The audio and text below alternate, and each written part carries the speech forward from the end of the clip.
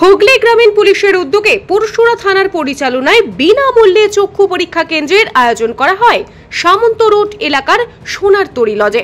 দুস্থ ও গরিব মানুষদের বিনামূল্যে চক্ষু পরীক্ষা করা হয় এবং চশমা প্রদান করা হয়। চক্ষু পরীক্ষা কেন্দ্রয় পুলিশ কর্মীরা এবং এলাকার মানুষজন তাদের চোখ পরীক্ষা করালো।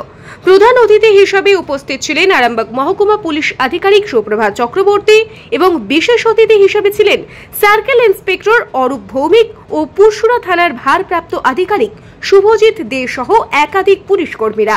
পুলিশের এই মানবিকতার পরিচয় পেয়ে এলাকার মানুষ প্রশংসা করেছে, কারণ ভালো কাজ করতে হলে উদার মনের প্রয়োজন হয়। বিগত দিনে যেভাবে পুলিশ করোনার সময়, বন্যার সময়, এছাড়াও মানুষের দুর্দিনে যেভাবে সাধারণ মানুষ পুলিশকে পেয়েছে, তারই প্রশংসা এলাকায় এলাকায়। এদিন প্রায় 130 জন চক্ষু পরীক্ষা করালেন চক্ষু পরীক্ষা শিবির থেকে। এবং আমাদের পুরসুরা থানার ব্যবস্থাপনা এত সুন্দর একটা উদ্যোগ। এখানে আমি দেখছি, লাইন দেখে বুঝতে পারছি যে প্রচুরের অনেকেরই চোখের সমস্যা আছে।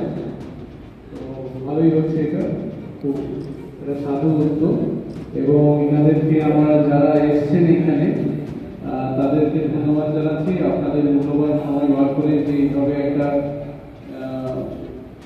সোশ্যাল একটা ওয়েলফেয়ারের কাজে আপনারা যুক্ত হয়েছে, আপনাদেরকে আগামী দিনে আরো যেন আমরা পাই এই আশা রাখবো। ধন্যবাদ।